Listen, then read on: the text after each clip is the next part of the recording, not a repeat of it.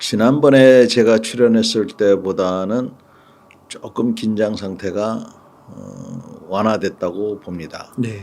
이거는 막말 수준이 조금 내려갔다고 볼 수가 있어요. 음.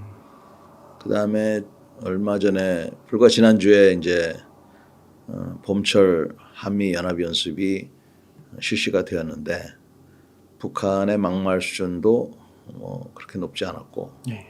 그에 따라서 우리의 대응도 그렇게 크지 않았습니다만 북한 김정은이 뭐 탱크를 직접 몰고 군 부대를 가고 또 북한의 탄도탄 시험이 계속적으로 이루어지고 있기 때문에 네. 녹록한 상황은 아닙니다. 더더군다나 러시아가 우크라이나에서 전쟁을 계속적으로 하고 있고 이스라엘과 가자 지역에서의 그런 그 전투도 이때쯤이면은 끝날 줄 알았는데 네. 계속적으로 이어지고 있고 간간히 그 주변에서 확대되려는 양상이 있어서 굉장히 그 예상보다는 좀 길어지고 있고요. 또 대만도 아직은 뭐 얘기가 별로 없지만 들려오는 거 보면은 뭐 중국이 국방비를 또 뭐 늘렸다는 둥 뭐 등등 해가지고 아직도 우리가 안심할 수 있는 상태가 아니라서 이런 여러 가지들이 복합적으로 있어서 국민 여러분들이 저를 포함해서 마음 편히 살 수 있도록 안보를 담당하시는 분들은 긴장을 바짝 하고 음. 특히 그 훈련을 좀 잘 해야 되겠다 하는 게 제 생각입니다. 네. 최근에 그 러시아에서는 그 푸틴이 또 한 번의 집권에 성공하면서 또 유럽 지역은 벌써 이제 전운의 기운을 느끼고 또 준비해야겠다 이렇게 각성하는 것 같더라고요. 그리고 또 이 푸틴 당선에 맞춰서 북한도 동해상에 미사일을 여러 번 쏘기도 했고요. 이런 그 푸틴의 장기 집권 성공이 또 좀 지정학이나 뭐 전쟁 문제에 관여되는 영향을 미치는 그런 게 좀 있을까요? 당연히 이제 푸틴이 그동안 추진해왔던 모든 정책들이 더욱더 공고히 되는 그러한 변곡점을 이제 지났고요. 특히 죽을 때까지 대통령을 할 수 있는 이러한 위치에 가 있기 때문에 러시아로서는 하여튼 계속적인 그런 현재 공격적인 그런 정책을 계속할 거라고 우리가 봐야 될 겁니다. 그에 따라서 이제 과연 서방 세계, 특히 미국이 어떻게 반응할 건가.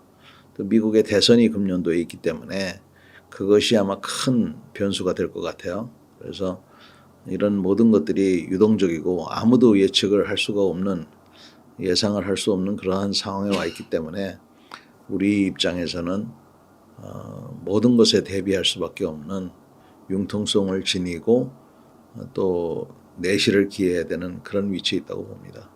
네. 그 푸틴 그래도 러시아 국민들이 푸틴을 그래도 되게 좋아하나 봐요. 막 전쟁도 일으키고 좀 약간 권위주의적인 것 같기도 한데 그래도 득표율이 굉장히 높더라고요. 지지하는 그 지지율도 높고요. 잘 모르니까 그렇겠죠. 네. 정적을 살해하고 네. 암살하고 또 웬만큼 나올 만한 사람들은 없애고 러시아 사람들이 독재에 익숙하다 보니까 나라는 크고 그다음에 우리만큼 교육 수준이 높지도 않아요. 그래서 음. 거기서는 어 특이한 그런 상황이 있는데 특히 우리가 잘못한 부분이 있다고 저는 보는데 처음에 인제 그 소련이 망했을 때 네.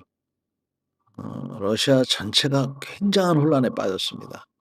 그러니까 노약자들은 연금을 못 받고 병원에 가면 의사가 없고 약이 없고 이 석유를 그 생산하는 나라에 석유가 부족하고 그 깡패들이 막 그냥 거리를 활보하고 치안이 부재하고 이러한 혼란 시대가 오니까 푸틴 같은 사람이 다시 등장하게 된 거고 네.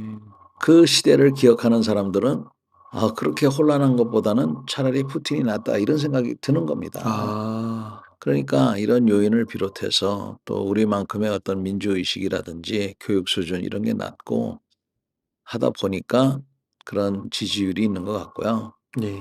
또 한편으로는 그 선거가 과연 공정했는지 네. 그것도 저는 크게 의심스럽습니다. 그래서 이런 것들이 푸틴 대통령의 그 지지율을 어 유지시키고 있는데 그건 뭐 우리가 생각하는 그런 지지율이라고 보기는 어려울 네. 것 같습니다. 네. 그 우크라이나와 러시아 간의 전쟁이 끝이 좀 묘연해 보이는데 좀 어떻게 보고 계세요?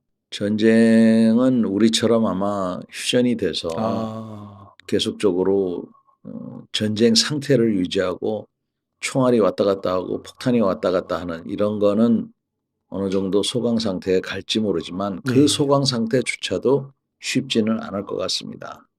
그래서 설사 휴전이 된다 하더라도 이 우크라이나전이 일어나기 전까지의 우리가 알던 세계, 그 세계로 돌아가기는 제가 보니까 힘들 것 같아요. 그래서 그 우크라이나전으로 인해서 우리 식량 비용이 올라가고 또 세계가 양극화되고 그에 따른 지금 항공기 비용도 올라가고 뭐 여러 가지 지금 현상이 일어나고 있잖아요. 네. 특히 양극화가 이게 큰 문제인데 그래서 지금 마음 편히 살 수 있는 그런 여건이 지금 안 돼 있기 때문에 굉장히 어려워졌습니다. 그 코로나 시대가 지났다고 그래서 옛날로 지금 돌아가지 않고 있지 않습니까? 네. 그래서 새로운 우리가 환경에 그 적응할 수밖에 없는 그런 거라고 보고요. 우크라이나하고 러시아전은 어느 쪽이 결정적인 승리 없이 계속적으로 현재처럼 이렇게 소모전으로 최소한 금년 내내 가지 않을까 하는데 또 모르죠. 뭐 푸틴이 계속 휴전하자고 하니까. 근데 그 말이 공산주의자들은 말은 뭐 휴전, 평화 이런데 그 속내를 보면 틀린 겁니다. 네. 평화라 그러면 우리가 생각하기에는 서로 이렇게 양보하고 지내는 이런 평화를 생각하는데 그 사람들이 생각하는 평화는 상대방은 죽고 자기는 이기는 평화를 이렇게 추구하고 있는 거고 네. 또 무슨 어, 휴전이라고 하지만 사실은 가짜 휴전이고 해서 그런 신뢰관계가 형성이 되려면 한 굉장히 오래 걸리지 않겠느냐. 한 2-3년은 더 걸리지 않겠느냐. 저는 그렇게 봅니다. 와 2-3년 앞으로 더 봐야 된다고 보면 이 전쟁을 통해서 우리가 또 얻을 수 있는 교훈이 있을 것 같거든요. 우리나라 국방과 관련해서 어떤 교훈을 좀 얻을 수 있을까요? 분명하게 알아야 될 거는 하여튼 아무리 전쟁 가능성이 낮다 하더라도 네. 전쟁은 언제든지 일어날 수 있다는 겁니다. 음. 그래서 전쟁 가능성이 아무리 낮아도 전쟁은 반드시 날 수 있는 가능성은 항상 있기 때문에 네. 우리가 늘 준비를 잘해야 된다. 그렇다고 뭐 일반 국민들께서 매일같이 걱정하고 이러는 거는 안 되는 거죠. 그러나 일반 국민들부터가 그 특히 우리나라 같이 우리보다 강력한 국가들로부터 이렇게 주변에 있고 또 우리의 체제를 미워하고 부정하는 북한이 있는 우리 입장에서는 안보 당국자들이 하여튼 긴장을 해야 된다는 게 첫 번째고요. 두 번째는 내 나라는 내 손으로 지켜야 된다. 이거는 뭐 분명한 것 같습니다. 그래서 주한미군이 우리나라에 있음으로써 또 한미동맹이 있음으로써 우리가 대북 억제력과 주변에 있는 우리에 대한 잠재적인 위협이 되는 국가들로부터 보호를 받고 있지만 미국에 의존을 해서는 안 된다. 네. 내 나라는 내 손으로 지켜야 된다 하는 게 이제 가장 큰 교훈일 겁니다. 그 외에 제가 이제 군 출신이니까 이렇게 보면 하여간 가장 두드러진 거는 이 드론의 활용이에요. 네. 그래서 어 이 우크라이나가 작은 나라인데 지금 이 이노베이션을 굉장히 많이 하고 있어요. 어. 그래서 우크라이나가 드론을 많이 활용하고 있는데 정찰로도 활용하고 자폭으로도 쓰고 통신 중계도 쓰고 그다음에 폭탄 투하라든지 이런 걸로도 쓰는데 그런 이노베이션이라고 하는 것은 이런 조그만 방에서 그전에 드론을 갖고 저 동호회 회원들이 이런 걸 만들어내는 겁니다. 네. 그래서 그런 등등으로 해서 이제 진행을 하고 있는데 이 드론이 앞으로 전쟁을 바꿔놓을 것 같아요. 음. 그러니까 그전까지는 우리 같이 이렇게 공군력이 막강한 군대를 유지하고 있는 군은 하늘을 걱정할 필요가 없었어요. 근데 이제는 우리 같이 압도적인 공군을 갖고 있다 하더라도 보병 입장에서는 또 어느 군 입장에서든지 간에 하늘을 그 의식하지 않을 수가 없다.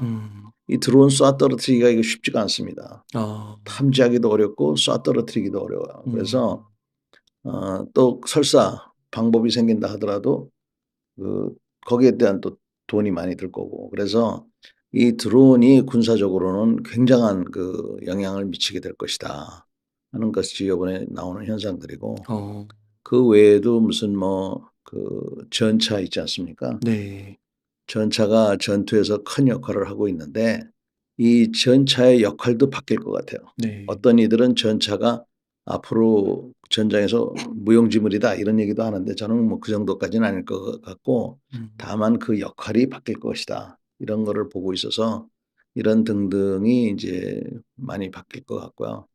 이런 것들이 그러면 우리한테는 또 어떤 일반인들한테는 어떤 영향이 있느냐. 우리가 원하는 거는 안정이지 않습니까? 네, 안정에 상당한 영향을 미칠 수밖에 없어요. 그래서 빨리 끝나는 것을 저해하는 요인으로도 작용을 할 것이고 또 이런 것들로 인해서 어, 세계가 점점 양극화되는 데에도 또 기여를 할 것이고 해서 복잡한 상황이 지속될 것 같습니다. 아, 그렇군요. 드론과 전차 이렇게 좀 갈리네요. 드론은 부상을 하는 거고 전차는 예전보다는 중요성이 좀 떨어지는 거고 중요성보다도 역할이 바뀔 역할이. 것 같아요. 예, 아, 그래서 전에는 전차가 가장 큰 역할은 상대방 전차를 부수는 겁니다. 네, 그 다음에 돌파를 가하는 음, 건데 지금은 그것보다는 그 건물 지역 작전에서 보호를 해주고 이런 것들이라서 아직도 이 전차의 미래 역할이 과연 그럼 뭐가 될 건가? 이거는 더 지켜봐야 될 것 같아요. 아, 이 전쟁을 한번 전쟁사 같은 거 저는 뭐 아주 자세히는 모르지만 이렇게 무기의 발전으로 인해서 전쟁사가 막 바뀌고 획이 그어지고 뭐 그랬다고 네, 하더라고요. 맞습니다. 아, 그런 시기가 또 오는 거군요. 그게 드론이 아마 그렇게 되지 않을까 저는 개인적으로 생각해요. 네. 그 아까 말씀 중에 저희가 압도적인 공군력이라고 그러셨는데 정말로 저희가 공군력이 좀 뛰어난가요? 그러면 우리 대한민국 공군 규모나 네. 특히 조종사들의 기량이 네. 둘째가라면 뭐 서러울 아, 그 정도로 예, 정도예요. 그 미군 뭐 한국군 뭐 음. 수준이 굉장히 높아서 그 정도는 되는데 그 아쉬운 점이 있다면 이제 탄약이 좀 더 많았으면 좋겠고 음. 저는 공군이 좀 정비사들이 더 많았으면 좋겠어요. 음. 그래서 하루에 그 한 번 비행기가 뜰 때 1소티라고 하거든요. 네. 그러면 비행기가 출격했다가 들어오면 기름을 새로 넣고 무장을 그 임무에 음. 맞게 무장하는 거. 네. 그리고 비행기가 또 뜰 때는 아침에 나갔던 조종사가 타는 게 아닙니다. 급할 때는 그럴 수도 있겠지만 음. 통상은 다른 조종사가 타요. 그러니까 네. 같은 비행기지만. 그러니까 네. 조종사 한 사람이 똑같은 비행기를 타는 게 아니라 한 개의 비행기를 갖고 두 서너 명의 조종사가 임무에 따라서 이제 타는 겁니다. 네. 그래서 그렇게 돼 있는데 예를 들면 하루에 그 한 비행기가 세 번 뜰 수 있거나 네 번 뜰 수 있거나 다섯 번 뜰 수 있지 않습니까? 그러면 이 소티라고 하는데 이 소티가 많을수록 비록 비행기가 한 대 있더라도 다섯 번 뜨는 거하고 두 대가 있는데 두 번 뛰면 이건 네 번밖에 못 가지만 음. 한 대가 있더라도 다섯 번 뛰는 게 되잖아요. 네. 그러니까 이 소티를 늘리려면 정비사, 무장사, 음. 비행기를 고치는 사람, 또 무장을 타는 것도 이거 복잡해요. 무장을 타는 사람, 또 뭐 이런 사람들의 지원 부서에 대한 이런 것도 좀 우리가 더 활성화해야 된다라고 생각을 음. 합니다. 예산이 부족해서 그런 건가요? 지원이나? 예산이 문제가 아니고 음. 관심의 문제가 크다고 저는 봐요. 어. 그렇군요. 아, 국방에 대한 관심도가 옛날보다. 그러니까 그 조종사는 멋있고 음. 그 비행기 닦는 사람은 아. 뭐 얼굴을 시커멓고 하니까 네. 멋이 없잖아요. 네. 그러니까 그 맨날 그런 것만 음. 빨간 마후라 뭐 이런 것만 해서 그런데 네. 그거보다도 그래서 그 조종사들 제대로 된 조종사는 항상 정비사들한테 고맙게 생각하고 또 정비사 입장에서는 적진에 들어가는 조종사들에 대해서 정말 목숨 걸고 하는 분들이다 해서 존경하는 이 상호 상호 존중이 돼야 되는데 네. 하여간 그런 부분이 저는 좀 아쉬운 것 같고 특히 미군들 보면은 수송기 네. 조종사 또 관제사라 그래서 레이더 스코프 보는 사람 뭐 이런 사람도 장군이 많이 나오고 그다음에 뭐 주요 직책에도 가거든요. 네. 저는 아직 우리나라에서 그런 걸 본 적이 없어요. 아, 안 나와요, 장군이? 저는 하여튼 본 적이 없어요. 그래서 그렇구나. 우리나라도 뭐 이거 스코프 보는 통제사라든지 또는 뭐 그 통제탑에서 내려라 떠라 뭐 이렇게 하는 사람이라든지 또는 비행기 닦는 사람도 그런 중요 직책에 가서 해야 되지 않느냐라고 생각을 해요. 저는 그래야만이 이게 정확한 규합이 된다고 생각합니다. 그래서 그런 부분에 대해서는 좀 아쉬운 게 있어요. 저는. 네, 그렇군요. 그 또 하나 또 질문 드리고 싶은 게 그 장군님께서 대만을 갔다 오셨나요? 네. 대만 갔다 오셨죠? 네. 네.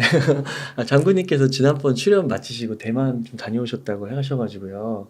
그래서 대만도 어떻게 보면 중국이라는 큰 국가에 대치해서 뭐 하나의 중국이라고는 하지만 아무튼 그래서 지금 되게 말들이 많잖아요. 그런 그 대만이 좀 준비하고 있는 그런 상황들 그런 것도 혹시 좀 연구조사를 하셨는지 궁금해서요. 대만은 우리하고 상황이 많이 틀립니다. 아, 네. 우선 첫째 상황이 틀린 거는 네. 우리는 남북이 완전히 단절돼 있잖아요. 네. 근데 대만은 그렇지 않아요. 그 사업도 많이 하고. 그러니까 만약에 거기서 총알이 왔다 갔다 하면 돈 벌다가 손해 보는 사람이 많이 생기게 돼 있어요. 두 번째는 결혼한 사람도 많아요. 제가 들었는데 뭐 100만 쌍이 넘는다고 그러는 것 같던데. 네.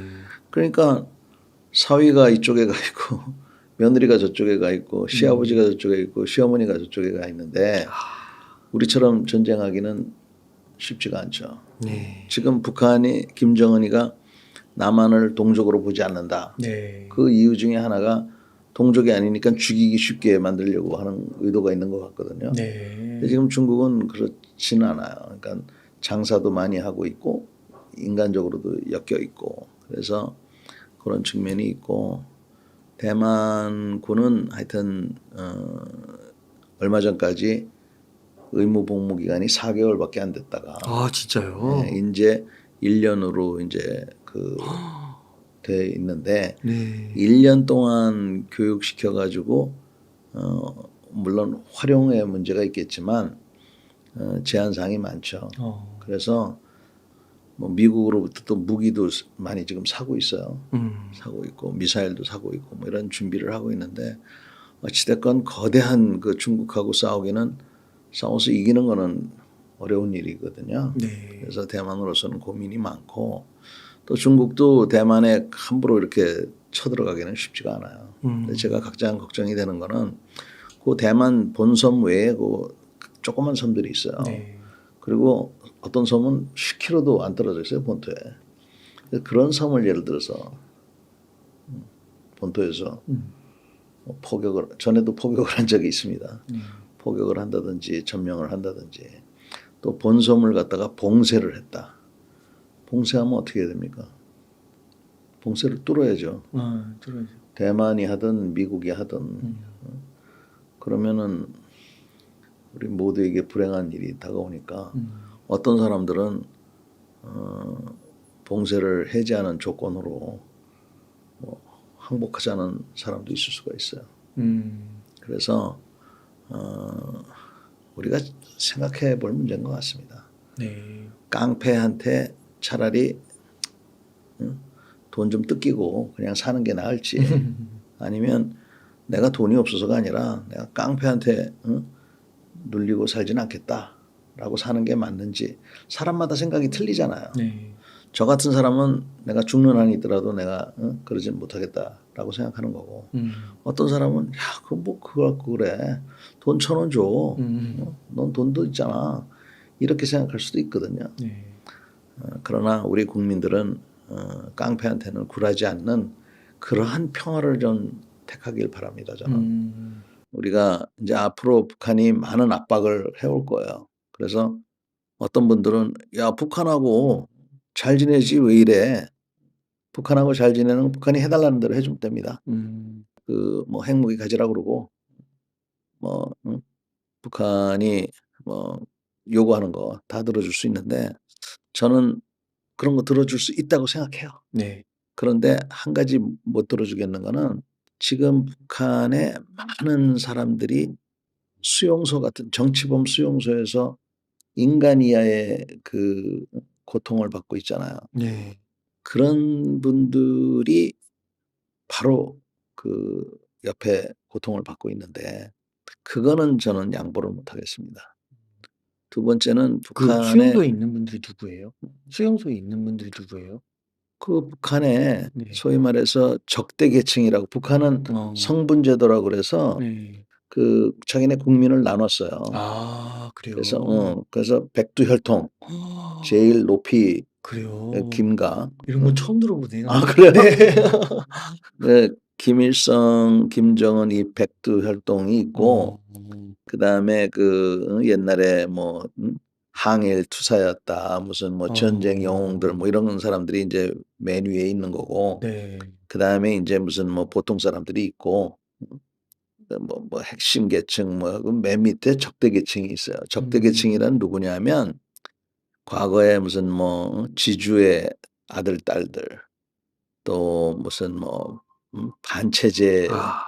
했던 사람들 네. 또 무슨 뭐 일본에서 가족이 있었던 사람들 뭐 이런 사람들이에요. 그러니까 내가 뭘 잘못해서가 아니라 네. 나의 아버지와 할아버지가 누구였냐에 따라서 저의 성분이 결정이 되는 거예요. 그게 말이 됩니까? 그렇죠. 말이 안 되죠. 그래서 북한의 김정은 체제가 유지되기 위해서 요런 성분 제도로 만든 다음에 이 중에서 이 정말 핵심 계층 요 사람들만 평양에 사는 거예요, 지금. 그래요? 그래서 평양에 사는 건 특권이라고 하는 거예요. 야. 그리고 군대를 갔다가 지금 17살에 들어가거든요. 네. 고등학교 졸업하자마자 군대에 중학교 들어가서 졸업하면 바로 가네요. 그러니까 고1부터. 그러니까 걔네들로 치면 고등학교를 졸업하면 음. 군대를 들어가서 13년 동안 군대에 들어가 있는 거예요. 아. 그러면 상상을 해 보세요. 17, 18에 군대를 들어가 가지고 네. 뭘 알겠습니까? 어. 그냥 거기서 그 청년 시절을 다 보내고 30살 때 나와서 당에서 정해 주는 대로 공장으로 가. 그렇구나. 너는 뭐 배 만들어. 너는 농사 지어. 이게 정해지는 거예요. 근데 이 와중에 당에서 한 13년이라고 그랬는데 1-2년 지난 다음에 야, 넌 똑똑하니까 장교로 가. 너는 약간 체질이 그러니까 부사관으로 가. 너는 학교로 가서 학생이 돼. 이렇게 이제 정하도록 돼 있는데 네. 실제로는 전부 뇌물로 아. 되고 있다는 거야. 또 그 혈통이 좋으신 분들만 글로 가고. 그렇지. 아. 그래서 고렇게 돼 있는데 뭐 그건 뭐 이렇다 치고 이 적대 계층이 있잖아요. 네. 그 사람들의 죄는 자기가 뭐라 그래야 되나? 운이 나쁘게 그렇죠. 누구의 아들이 손자, 돼서. 손녀로 태어났다는 것뿐인데 그것 때문에 수용소에 가 있다든지 이런 거는 이거는 우리가 양심을 갖고 있는 사람으로서는 도저히 용납할 수가 없죠. 이야 그렇구나. 그래서 그런 부분에 대해서 그런 체제를 갖고 있기 때문에 지금은 우리가 한미 동맹이다 뭐다 해 가지고 강력하게 이렇게 하고 있으니까 그렇지 만약에 우리가 그런 게 없다 그러면 김정은이가 어떻게 하겠습니까? 우리 이 PD님도 사고가 자유롭기 때문에 제가 보기에는 수용소 감이야.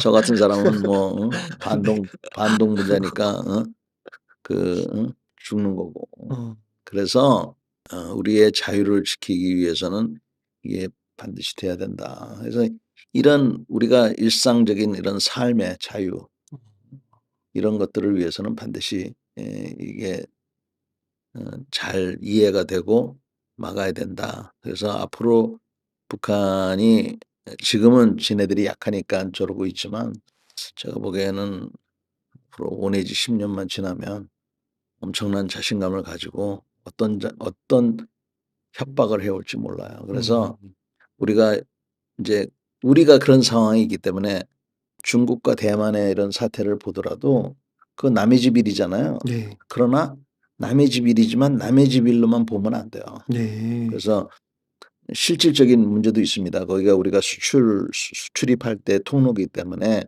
그런 면도 있지만 대만이나 중국 본토에서 무슨 일이 일어나면 우리가 관심을 갖고 결국에는 개입될 수밖에 없는 것은 그런 어떤 경제적인 이유, 정치적인 이유도 있지만 이런 가치관적인 이유, 옳고 그름에 따라서 옳은 일을 선택해야 될 거 아닙니까? 아무리 힘들어도. 네. 그래서 그런 여러 가지 복잡한 게 있어서 우리가 하여튼 그 양안 관계, 중국 본토와 대만의 관계는 유심히 잘 봐야 되고 음. 자유와 민주주의를 응원할 필요가 있습니다. 아 그렇군요. 그 북한이 5년 후에 자신감을 갖고 뭐 말도 안 되는 걸 요구할 수도 있다고 하셨잖아요. 그거는 뭐 5년 지나면은 뭐 북한이 강해지는 건가요? 북한이 지금 꾸준하게 핵무기를 아 개발하고 있어요. 네. 그 제가 보기에는 5 내지 10 년이 지나면 네. 미국을 때릴 수가 있을 겁니다. 아 그래요. 그래서 대륙간 탄도미사일 이런 예. 거를요?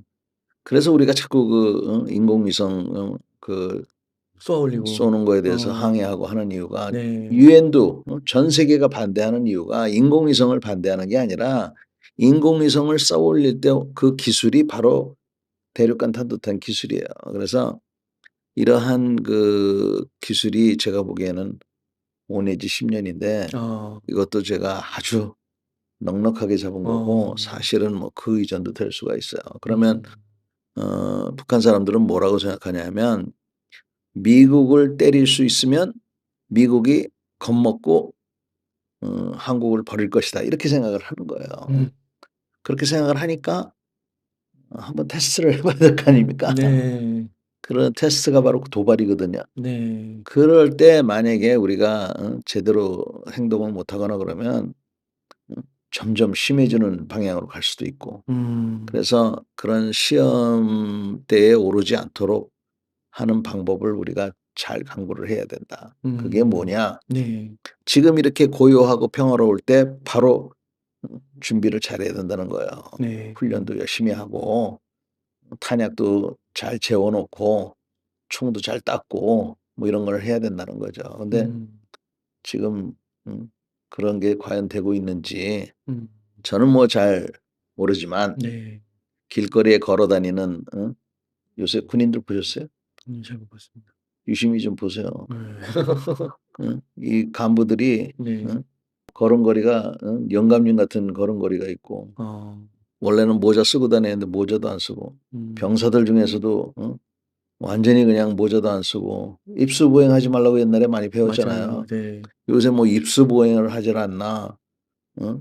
그래서 그런 기본 군기가 안 돼 있으면 반드시 음. 이 사고가 나게 돼 있습니다. 음. 그래서 제가 이렇게 서울역이나 용산역 이런 데서 지나가는 군인들을 이렇게 보고 있으면 '야 큰일 났구나 이거. 어 저걸 단속을 못 하는구나.' 음. 한번 이 PD님도 용산역이나 네. 가서 이렇게 한 시간만 이렇게 보세요. 그러면 가관일 겁니다. 아. 예비군 분들은 좀 그렇게 하시는 것 같은데. 그러니까 예비군들도 저는 음. 예비 군복을 입고 가지 말고 사복 입고 가서 부대에 도착해서 거기서 갈아입어야 된다고 생각해요. 그렇지 않고 지금처럼 입고 다니니까 저게 예비군 아무리 예비군이라 하더라도 그래도 군복을 착용하면 좀 그래도 뭐라 그래야 돼? 인제 뭐 정신무장을 좀 해야 된다 그럴까요? 뭐 네. 그런 모습을 보여야 되는데 오히려 군복을 입으면은 평소에 안 하던 자기가 사복을 입을 때 과연 그렇게 단추를 다 풀어 헤치고 어 막 그러고 다닙니까? 참 우리가 좋지 못한 많은 버릇들이 있어서 저는 굉장히 염려가 많이 됩니다. 음.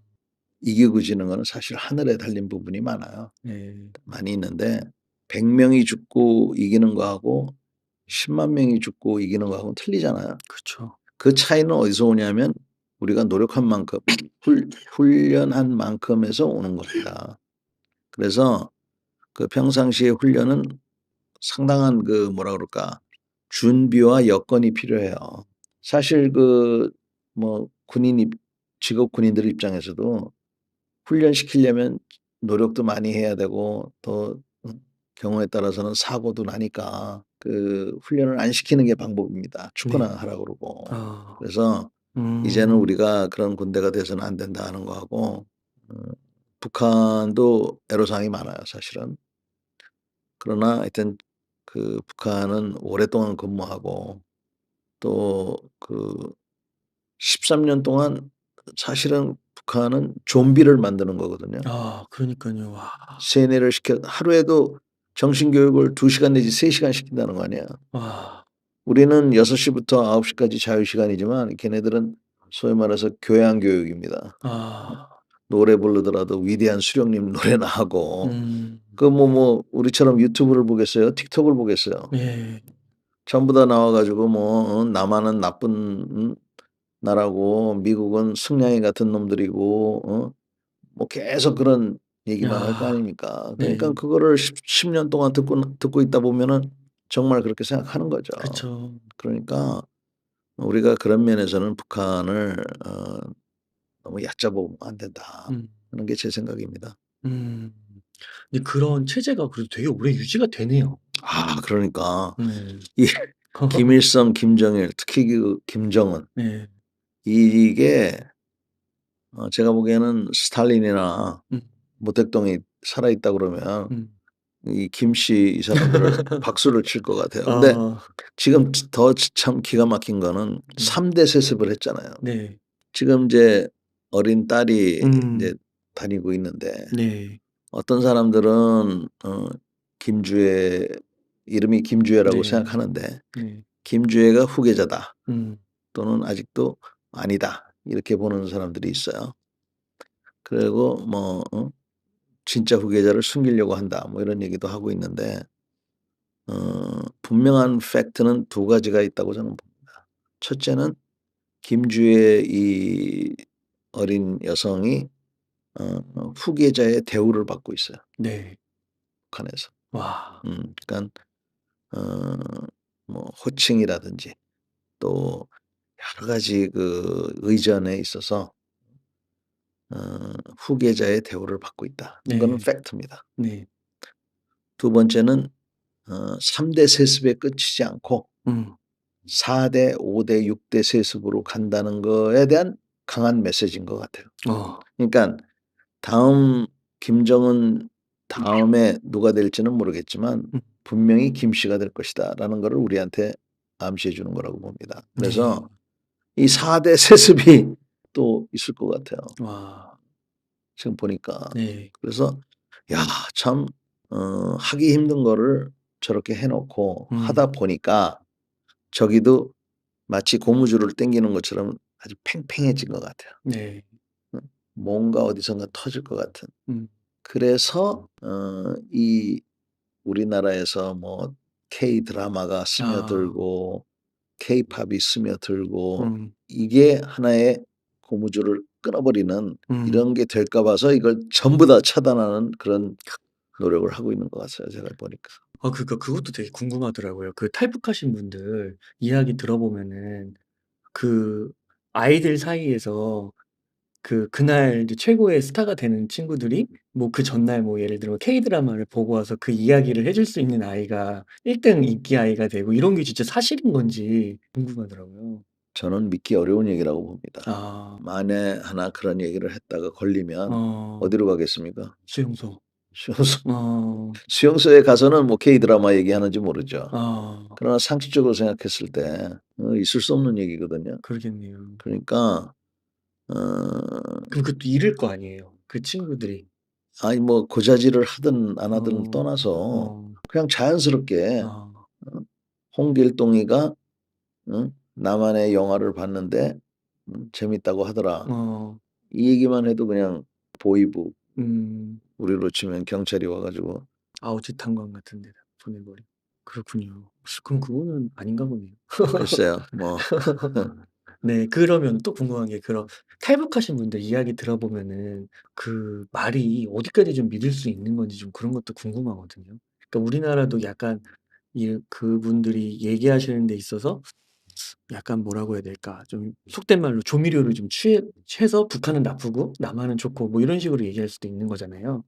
어디까지 믿을 수가 있는 걸까요? 제가 보기에는 상식선에서 이해하면 좋을 것 같아요. 아. 예를 들어서 지금 인제 많은 뭐라 그럽니까? 버라이티 쇼라고 그럽니까? 버라이어티 쇼. 네. 그런 버라이티 쇼에서 나오는 얘기들은 버라이어티를 위한 음. 흥미 위주의 네. 그런 얘기가 있을 것이고, 네. 학자들이 연구 활동을 하기 위해서 하는 얘기들은 좀 더 진지할 것이고, 네. 그래서 여러 사람의 얘기를 듣는 게 중요할 거라고 생각을 해요. 네. 사실 우리 같은 경우도 우리나라에서 어 중고등학교, 대학교를 나오고 군대를 갔다 왔다 하더라도 네. 또 무슨 정치학 공부를 했다. 그런데 무슨 이유에서인지 정신이 돌아 가지고 북한으로 넘어갔다. 그런 사람이 음. 없지만 그 사람이 과연 우리나라 군대에 대해서 뭘 알겠어요. 그렇죠. 아 그러네요. 병생활 24 개월을 했으면 음. 행정병을 했거나 뭐 네. 일빵빵 요새는 111이라고 그러지만 일빵빵 소총수를 했으면 음. 그 군대 얘기 뭐 할 수 있겠어요. 네. 근데 자기가 정치학도 공부했다 그래서 북한에 가 가지고 막 떠든다 그러면 왜곡된 얘기가 나오지 않겠습니까? 그렇죠. 그리고 또 보상 체계가 그런 엉뚱한 얘기를 하면 할수록 예를 들어서 많은 아. 게 됐다 그러면 작성을 해서 이렇게 할 수가 있어서 음. 고런 것들은 아까 얘기하신 조미료, 네. 조미료를 감안하는 건 그냥 인간의 어떤 음. 본성이 아니겠느냐 이렇게 생각해야 되겠죠. 네. 그 아까 말씀 중에 북한이 한 5 년, 10년 보수적으로 봐도 그때까지 이제 "핵을 더 강화할 수 있다." 이렇게 말씀해 주셨잖아요. 미국을 타격할 수 있는 정도로. 근데 우리나라는 핵을 보유할 수 없는 건가요? 왜 없습니까? 어. 그 상황이 바뀌면 네. 음 지금 이게 국가 생존의 문제이기 때문에 우리는 핵의 평화적 이용을 약속을 했어요. 네. 핵을 이용해서 에너지를 활용하고 네. 핵을 이용해서 의료, 의술에 활용을 하고 그런 분야 인류의 평화와 건강을 증진시키는 데에 우리는 사용하겠다라고 약속을 했습니다. 네. 그 약속에 따라서 우리는 핵 기술, 핵 원료를 받았어요. 네. 그런데 지금 북한도 그렇게 약속을 했는데 북한은 외부의 연료와 지원을 받은 다음에 그 약속을 어기고 핵 무기를 만들었어요. 아. 그러면 우리 입장에서는 이 핵무기라는 거는 차원이 틀린 겁니다. 어떤 차원이 틀리냐면 전에는 비행기가 1000여 대가 가 가지고 폭탄을 떨어뜨려야 되는데 지금은 핵무기가 있으면 한 대가 가서 폭탄 한 발만 떨어뜨려도 1000대의 비행기의 효과를 그대로 내는 와 거예요. 어마어마하네요. 그러니까 이게 굉장히 효율적인 무기입니다. 음. 어? 그리고 무시무시한 무기고 그래서 이런 무기를 상대방이 갖고 있기 때문에 이런 무기를 갖다가 중화시킬 수 있는 거는 나도 그만한 무기가 있어야 된다는 생각을 하는 건 당연한 거예요. 그렇죠. 근데 우리는 주한미군이 여기 있으니까 미국 입장에서는 여러 나라가 핵무기를 갖는 것을 원치 않아요. 그러겠네요. 사실 여러 사람이 핵무기 갖는 게 뭐가 좋겠습니까? 네. 그러니까 미국이 뭐라고 약속했냐면 걱정하지 마라. 누구든지 너희들을 핵무기로 공격하면 우리가 처리해 줄게. 네. 이런 거거든요. 근데 그 사람 마음을 알 수가 없잖아. 그렇죠. 그러니까 우리는 늘 불안하지만 네. 일단 미국의 얘기를 믿어줘야죠. 그런데 만약에 미국이 이런 약속을 어겼다. 네. 그러면 어떻게 됩니까? 그럼 망하는 거 아니에요? 핵 아니지. 우리가 빨리 핵무기를 만들어야죠. 아 그렇죠. 그래서 핵무기를 가지면 쉽게 말해서 너 죽고 나 죽는 그런 전략이에요. 음. 너 죽고 나 죽기 때문에 너도 살고 나도 살는 서로 안 쓰는 거죠. 네. 그래서 핵무기를 우리가 갖는다고 그래서 세상이 더 안전해지지 않을지는 모르지만 네. 하여간 상대방이 우리를 그 얕잡아 보긴 힘들지. 그리고 우리처럼 뭐 중국이 역사상 우리를 여러 번 공격해 왔잖아요. 네. 그러니까 북한뿐만 아니라 주변국을 생각하면 핵무기를 가져야 될 당위성은 넘친다고 봐요 저는. 네. 그런데 지금 미국과의 관계가 있으니까 그렇게 되는데 만약에 미국이 그런 의지가 약화가 되거나 또는 상황이 바뀌면 우리도 뭐 좀 손해를 보더라도 해야죠 이제. 아, 그렇군요. 아, 핵을 원천적으로 못 가질 수는 없는 거군요. 그냥 가질 수도 있는 거군요. 명분만 있으면. 그렇지. 못 가지는 그러니까 능력은 되는데 네, 가능력은 되는데. 그에 대한 그 대가가 지금 만약에 이제 우리가 예를 들어서 북한처럼 거짓말하고 막 이렇게 해가지고 만들었다 그러면은 그동안 우리가 거짓말쟁이가 돼서 북한이 지금 경제 제재를 받는 이유가 네, 그거거든요. 그런 걸로. 너 북한이 평화적으로 쓰겠다고 그랬는데 핵무기를 만들었단 말입니다. 네. 약속을 어긴 거예요, 북한이. 네. 그래서 지금 경제 제재를 받는 거예요. 네. 근데 지금 와가지고 언제부턴가 자기네는 핵국가니까 인정해달라. 그리고 인정해달라. 알았어, 너희 핵국가야. 여기로 끝나는 게 아니라 지네가 약속을 어겨서 제재받는 것도 그것도 풀어달라는 거예요. 그러면 도대체 약속은 왜 했습니까? 그렇죠. 그런 상황이 되면 우리도 야 이거 좀 이상하다. 그래서 미국한테 따질 걸 따져야 됩니다. 근데 지금 미국이 어떻게 했냐면 우리나라에 자기네 군인들을 데려다 놨잖아요. 네. 그리고 그 군인들의 부인들, 가족들과 아이들을 여기 데려다 놨어요. 네. 그러니까 우리나라를 공격하는 건 진짜 미국을 공격하는 거나 마찬가지예요. 그래서 자꾸 북한이 주한미군 떠나라. 빼내려고 하고 있고 북한은 그렇다 치고 우리 대한민국 국적을 가진 사람들 중에서 미군 철수하라고 그러는데 저는 그래 미군 철수하고 나면은 그 다음에 뭔데 그러면은 이 양반들 생각에는 미군이 철수하면 우리나라 한반도에 갑자기 평화가 온다고 생각하는 모양이야. 그래서 근데 그분들이 생각하는 평화는 김정은이 뭐 서울시장도 되고 뭐 대한민국 대통령도 되는 걸 생각하는 모양인데 네. 아까 얘기한 그런 그 비인도적인 그런 정치 체계를 유지하고 있고 하는 그런 저는 도저히 이해가 안 돼요. 네. 언젠가는 한번 얘기 좀 해봤으면 좋겠어요. 왜 그렇게 생각하는지 저로서는 이해가 되질 않습니다. 아, 그렇군요. 혹시요, 요거는 이제 시청자분 중에 한 분이 댓글을 남겨주신 건데 질문 좀 해달라고. 전쟁이 나면요, 우리나라에서 안전한 지역이 있나요? 땅속이 안전하죠. 땅속에? 그러니까 서울, 부산 이런 대도시만 피하면 되는 건지, 뭐 제주도를 넘어가면 되는 건지. 그런 것보다도 네. 우선 서울이 너무 비무지대에 너무 가까워요. 가깝고 네. 너무 많이 몰려 있어요. 네.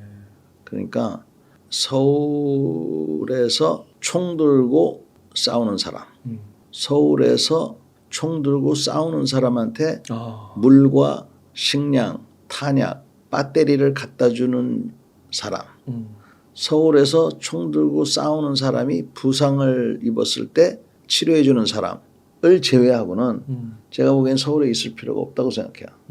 그러니까 이분들은 어디로 가느냐? 뭐 좀 떨어진 데로 내려가야죠. 피해 주면 네.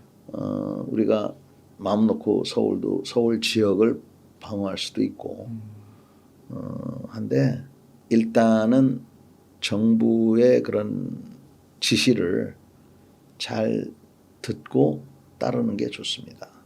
정부의 얘기를 잘 듣고 정부의 얘기가 애매하면 걸어서라도 이렇게 전투 지역에서는 벗어나는 것이 이게 현명한 겁니다. 우리나라 작전 계획 같은 데서도 전쟁이 나면 평양을 가장 먼저 때리는 건가요? 평양도 안전하지 못합니다. 그러니까 평양을 가장 먼저 미사일로 치는 거예요. 평양도 안전하지 못합니다. 네. 네. 어떤 말씀이신지 알겠습니다. 그렇게 되는 거군요. 네. 요즘에 또 저희 웅달 책방이 그 방산업 관련해서 그 주식 투자 하나 에어로스페이스 뭐 이런 거 있잖아요. 거기에 되게 관심이 많으시거든요. 근데 우리나라 방산 산업이 그 미래를 되게 좋게 보시는 분들이 많더라고요. 경제 쪽에서도. 근데 사실인가요? 그러면 사실인데 세계 방산 시장 규모가 1,000조 정도 된다고 하지 않습니까? 네. 그런데 우리가 한 20조 정도를 하고 있어요, 현재. 그러니까 한 2% 정도 하고 있어요. 네. 세계 방산 시장 규모의 압도적 선두가 미국이에요. 네. 근데 미국이 그냥 압도적 선두가 아니라 세계 방산 시장의 70%를 장악하고 있어요. 그러니까 완전 독점이네요. 우리가 통상 1등부터 10등이다 그러면은 차이가 안 나면은 좋은데 네. 한 사람이 일단 70을 먹고 들어가 있는 상태에서 나머지 30을 가지고 2위부터 뭐 몇 위가 이제 되는데 우리가 그 2위부터 10위 사이의 그 간극이 그렇게 네. 넓지가 않아요. 아, 2위, 10위는 고만고만해요? 고만고만하다는 표현이 네. 틀리지 않는 거예요. 그렇구나. 그래서 그런 현상이 있는데 우리의 강점은 네. 우리는 뭘 잘 만들어요. 제조. 그러니까 이 젓가락질을 잘해서 그런 것 같아. 그러니까 우리하고 저 일본, 독일 또 이런 데. 독일 젓가락 안 쓰지 않습니까? 네. 이 베트남 뭐 이런 그 조그만 거 만들고 하는 게 우리가 잘해서 제조하고 그다음에 가성비, 그다음에 납기 내에 그런 걸 할 수 있는 게 아직까지는 우리가 하여튼 앞섭니다. 그런 반면에 우리가 부족한 거는 원천 기술이 부족해요.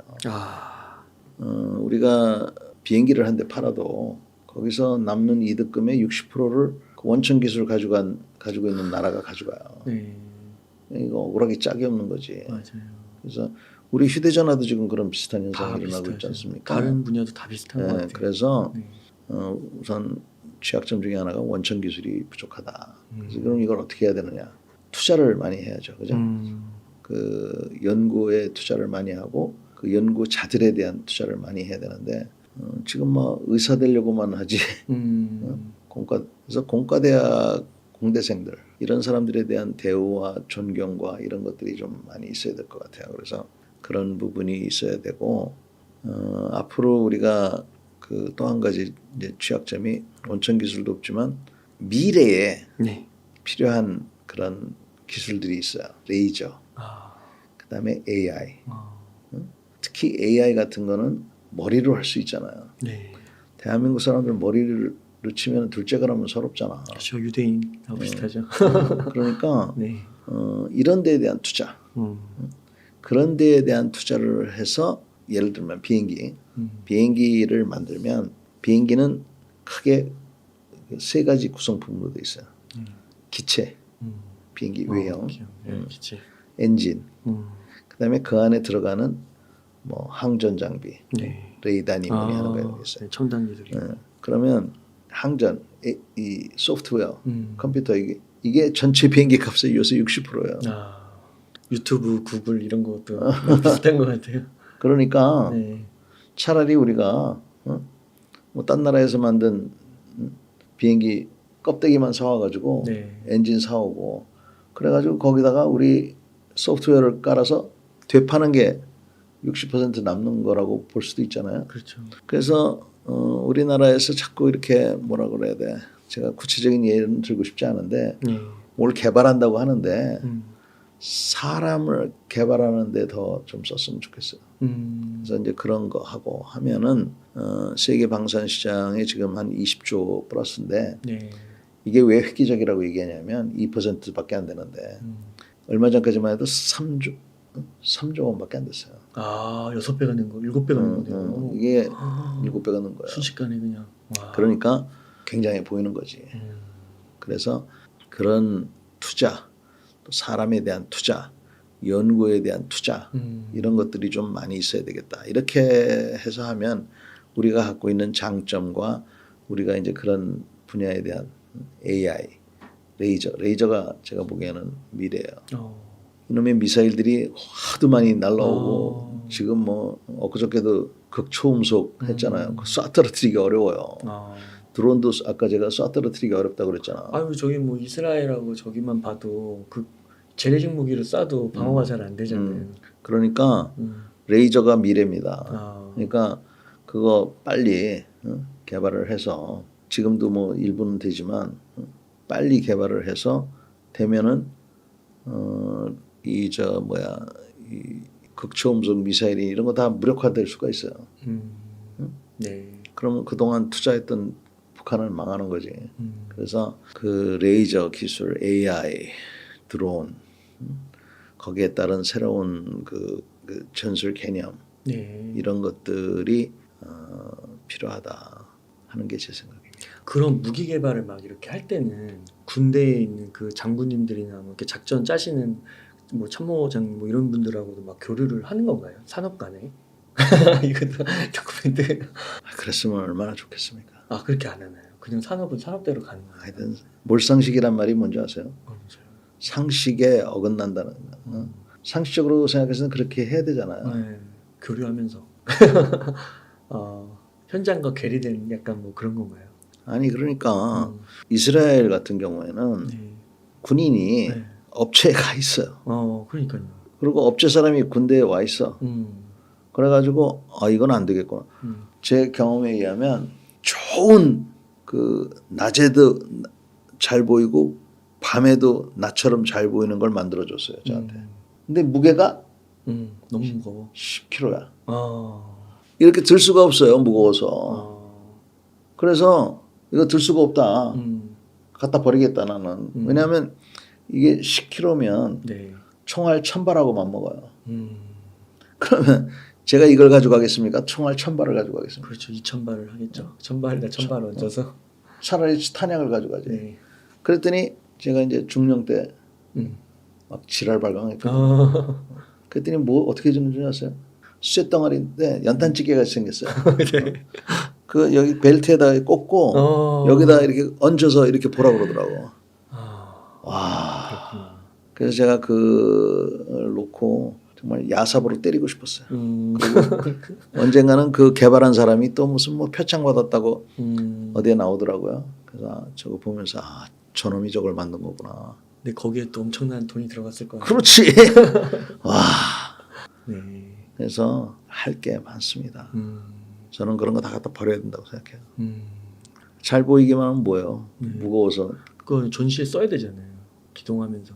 안 써요. 그러니까 우리한테 그런 거 주면 갖다 버리지. 그렇죠. 누가 가져가겠어요, 그거. 맞아요. 근데 이제 고정돼 있는데 방어할 때는 쓸 수 있겠지. 그 휴대폰도 옛날에 이만했잖아요. 그건 안 쓰잖아요, 사람들. 그 휴대폰 그나마 되기나 했잖아. 네. 그렇군요. 한 가지 또 좀 궁금한 게 중국은 군사력이 그래도 G2라고 해서 막 미국한테 막 약간 소위 막 개기기도 하고 막뭐 전쟁 뭐 대만 해협 뭐 이런 데 오면 우리도 뭐 가만히 있지 않겠다 막 그러잖아요. 미국하고 이렇게 붙었을 때 그래도 어느 정도 상대가 되나 보네요. 규모 면에서는 뭐 상대가 되고요. 네. 중국이 제가 지금 기억이 가물가물한데 네. 1년에 구축함을 네. 5대인가 6대인가 막 이렇게 찍어내요. 미국은 5, 6년에 한 대 나올까 말까, 한 척이 나올까 그래요? 말까. 미국이 지금 그 생산 제조업이 아주 난리예요. 난리. 그 구축함이 항공모함 같은 건가요? 아니요, 구축함은 임무가 옛날에는 구축함은 주로 잠수함을 잡는 역할이었는데 요즘은 처음에는 전함이라는 게 있어서 전함에는 큰 포를 달고 있으면서 상대방 큰 전함을 그 격침시키는 게 임무였고 네. 이 전함이 크니까 잠수함 위협으로부터 보호해 줄 수 있는 구축함들이 있어서 이 구축함은 빨라요. 그러니까 이 잠수함을 찾는 데에도 유리하고 막는 데에도 유리해. 그래서 이 큰 배들을 보호하는 역할을 하고 그 중간에 순양함이라고 그래가지고 또 있었고 뭐 이런 식으로 돼 있었어요. 네. 근데 요즘은 이런 구분이 좀 어려워요. 그래서 구축함이다, 순양함이다, 뭐 이런 구분이 어려운데 일반적으로 구축함이라고 할 수 있는 것들이 이제 먼 바다까지 나가는 그런 배들을 중국이 그렇게 많이 만들고 그 수병들도 많이 키우고 뭐 이렇게 있는데 과연 중국의 그 구축함이 미국의 구축함하고 능력이 같다? 그거는 믿기 어렵죠. 그다음에 그 항공모함도 지금 중국이 운영을 하고 있거든요. 네. 한 10년 됐나 모르겠어요. 근데 미국은 항공모함 운영한 게 100년이에요. 그러면 우리가 운전을 해봤지만 1년 동안 운전한 사람하고 10년 동안 운전한 사람하고 그렇죠. 그 똑같은 차례도 특히 비상사태에서 같을 수가 없기 때문에 그런데 문제는 중국이 많다는 겁니다. 많고 현재 그 중국이 미국 본토를 공격하겠다는 게 아니잖아요. 중국이 지금 가장 관심 갖고 있는 거는 대만이고 그 다음에 저쪽에 위구르족 있는데 뭐 이런 데인데 위구르족 그쪽은 뭐 지금 분쟁의 소지가 있는 건 대만인데 이 대만이 미국 입장에서 보면 굉장히 먼 곳에 있는 겁니다. 그러니까 그 중국이 홈그라운드에 이점을 갖고 있어요. 그래서 중국이 갖고 있는 미사일들 중에는 배와 배가 싸우면 중국이 상대가 안 되지만 바로 여기서 미사일로 이 배들을 공격. 특히 그 핵탄두를 가지고 미국의 항공모함 전단을 때릴 수가 있는 거예요. 그래서 그런 거 저런 거를 생각하면 미국하고 그 질적인 면에서는 대등할 수가 없지만 싸우면은 상당한 하여튼 고전을 면하기가 어렵다. 육지에 있는 그런 미사일들도 활용할 수가 있는 거겠네요. 네. 지금 한 가지 참 염려스러운 게 자꾸 우리 서해를 언급하는 거예요. 그래서 그 서해 지역을 자꾸 분쟁 지역으로 만들려고 하는 거. 그다음에 이 사람들이 이번에 그 바다술이라는 미사일을 크루즈 미사일을 시험을 했거든요. 네. 저거 이제 몇 년 있으면은 그 완성이 될 텐데 저게 완성이 되고 나면은 우리 그 서해안에 그 활동하는 배들이 굉장한 위험에 놓이게 됩니다. 그랬을 경우에 북한이 또 어떤 도발을 해올지 이거 심각한 문제예요. 그래서 북한이 괜한 자신감을 가지고 우리를 테스트해 볼까봐 네. 상당히 참 걱정이 되는데 하여간 북한이 그런 무모한 장난질을 하지 않기를 바랍니다. 그 마지막 질문입니다. 장군님께서 북한과의 전쟁을 되도록이면 피해야 된다고 말씀해 주신 적이 있었는데 뭐 당연히 피해야 되는 거는 맞지만 이게 뭐 특별한 함의가 있으실 것 같은데 그런 이유가 있으신가요? 북한하고 우리하고 전쟁이 나면 네. 우리가 잃을 게 더 많잖아요. 그런 차원에서. 네. 그래서 전쟁을 피해야 되지만 네. 비굴한 평화를 우리가 추구해서는 안 됩니다. 그래서 북한이 우리한테 우리가 도저히 들어줄 수 없는 그런 요구를 할 거예요. 아마. 네. 북한은 일종의 뒷골목 깡패라고 똑같아서 내가 여자친구랑 어딜 가는데 뒷골목 깡패 한 3명을 만났다. 시계 풀어달라고 그러면 시계 주는 거죠. 지갑 달라고 그러면 지갑 주고. 그러나 내 여자친구를 끌고 가려고 그러면 그때는 죽는 한이 있어도 싸워야죠. 그죠? 네. 그래서 그런 상황에 놓이면 일단은 자기가 무술이 있고 준비가 돼 있어야 돼요. 또 싸우겠다는 의지가 있어야 되고 그런 의지가 없으면 그 깡패들은 그 왜 중고등학교 때도 그러잖아요. 만만한 약한 애들 끝까지 괴롭히죠. 끝까지 괴롭히고 귀신같이 알잖아. 맞아요. 누구를 조져야 되는지. 맞아요. 그리고 처음에는 10원이었다가 그 다음 날은 100원이고 그 다음에 북한한테 처음부터 딱 나서야지. 맞아요.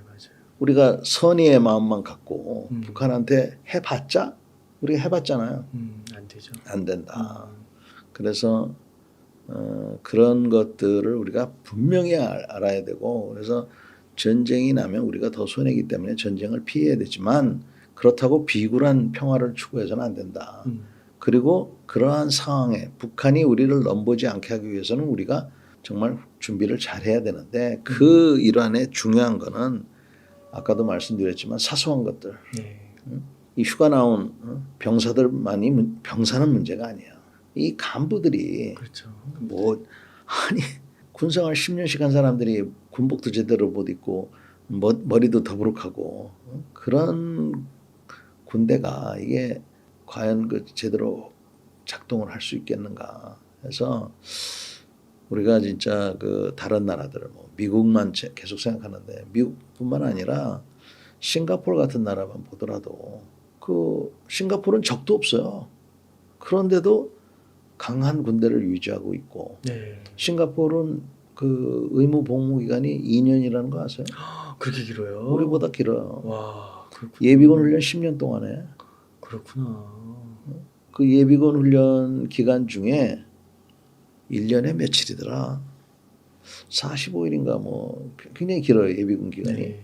45일까지 동원할 수 있는데 그렇게는 안 하고 한 15일인가 뭐 이렇게 훈련을 시키는데 만약에 신고 안 하고 외국 나가잖아요. 싱가포르 남자가. 네. 그러면 그 감옥 가요. 그렇구나. 그래서 뭐 싱가포르, 스웨덴 같은 나라들 군대 다 합쳐봤자 10만도 안 돼. 쬐까만 나. 그렇지만 그 나라 군대 훈련하는 거 장비 갖춘 거 한번 보세요. 똘똘해. 네. 그리고 뭐 그야말로 그 군인들은 전투만 생각하고 그래서 우리도 그렇게 해야 된다. 그렇게 해야만이 전쟁을 막을 수가 있고 북한이 우리를 넘나다 보지 않는다. 그리고 하여튼 우리나라 국민들 중에서 엉뚱한 생각하시는 분들 주한미군 무조건 철수하라고 그런다든지 군대가 좀 실수했다고 그래가지고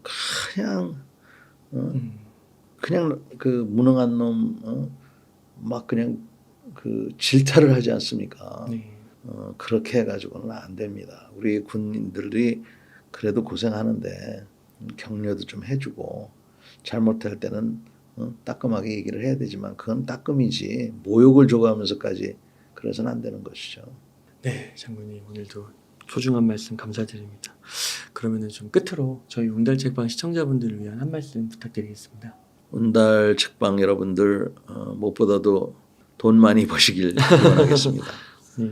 그러나 돈이 아무리 많아도 힘이 뒷받침되지 않고 치안과 안보가 뒷받침되지 않으면 도둑이 들어서 다 가져갈 수가 있습니다. 또 돈만 가져가면 좋은데 돈뿐만 아니라 우리의 자존심과 우리의 사랑을 다 뺏을 수가 있어요. 그래서 여러분들이 돈을 많이 벌기 위한 전제 조건으로 안보가 튼튼해야 된다 하는 생각을 평상시에도 하셔야 됩니다. 그 다음에 이 안보라는 것은 그냥 따로 돈과 따로 떨어진 얘기가 아닙니다. 이 군사 기술이 우리의 민간 기술로도 이전하는 경우가 많기 때문에 여러분들이 여기에 관심 갖는 것은 여러분들이 돈 버는 데에도 많은 도움이 되고요. 그 다음에 세계의 지금 안보 흐름을 잘 보심으로 해서 여러 가지 재원들의 가격에 대한 동향도 아실 수가 있는 겁니다. 그래서 계속적으로 안보에 대한 관심을 많이 가져주시기 바랍니다. 안보를 많이 아실수록 안보에 관심이 많을수록 돈을 많이 버실 겁니다. 돈 많이 버시기를 기원합니다. 감사합니다. 이렇게 해서 전인범 장군님을 모시고 이야기를 나눠봤습니다. 긴 시간 동안 유익한 인사이트 많이 나눠주셔서 감사의 말씀드립니다. 오늘 고생 많으셨습니다.